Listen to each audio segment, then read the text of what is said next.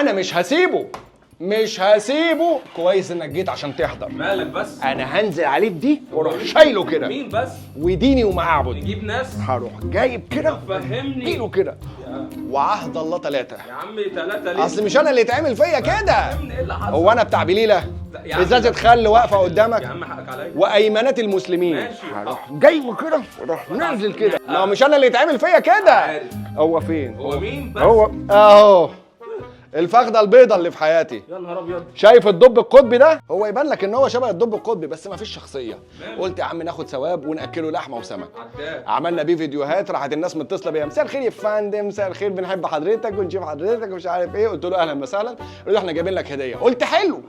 قالوا لي احنا عايزين لك حاجه هتنفعك في الشتاء. قلت جميل، يبقى جايبين مايكروويف.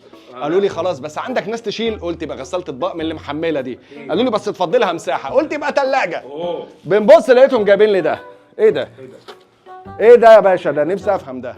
هو انا بالنسبه لك ايه؟ بطرمان صلصه؟ مش شايفني قدامك؟ شايفك. جايبين له بيت. هو انا معيشه في العشوائيات؟ مقعده في خيمه انا وجايبه من اللاجئين؟ صراحه لا. ما هو عنده بيته، كل ده بيته. انا كنت جايب له البيت ده. قلت خلاص هو على قد ما يشيله. قال لك لا، الكرياتيفيتي مش في انه يبقى عنده بيت ويعيش فيه.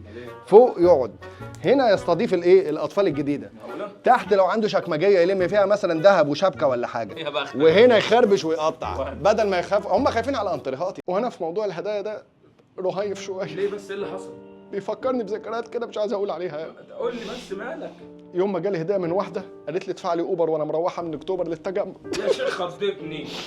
كانت بتنصص معايا في الشيك في البتاع. مش عايز اتكلم بقى. المهم ان هم مسلفين له دي وجايبين له هديه. تامن بالله انا اخر هديه جات لي كانت في 2003. قلت هخش عليهم كاتبين اسمي وبيشكروني وبيقولوا لي بنحبك يا عم حلميكا يا مزيكا. لقيتهم كاتبين اسمهم كات هاوس اي جي. ما انا عارف انه هاوس. الحق عاملين له ايه؟ ايه ده؟ دي عشان خاطر الهساسه في البساسه. عشان خاطر يقعد ينتش. يا فيسو. هيص يا ابو البسايين. العب يا ولي.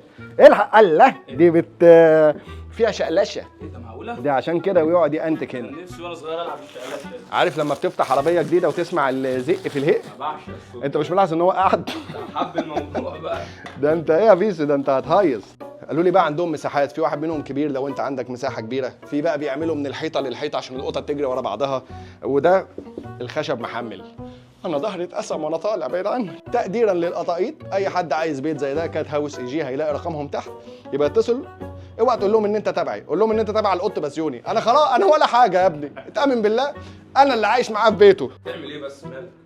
اصله سايب عليا. وبعدين انا عرفت استخدام لدي. قلبك. قلبي شبه القلب؟ البانيه. بص دي يا حنيتك. اسمها ايه؟ ايه؟ دلعني وولعني. بص قاعد فوق بياكل. تحت البيت هنا الجراج واوضه الضيوف. وخلاص ده واخد ستاند الون وفاضل ان هو يقسط كل شهر ويدفع بقى في الشيخ زايد. انا هرجع اشتغل سواق اوبر زي ما كنت شغال زمان. خلاص انا ماليش لازمه في الحياه. القطط هي اللي ليها مستقبل. يا رب حد ياخدني يربيني ويجيب لي هدايا.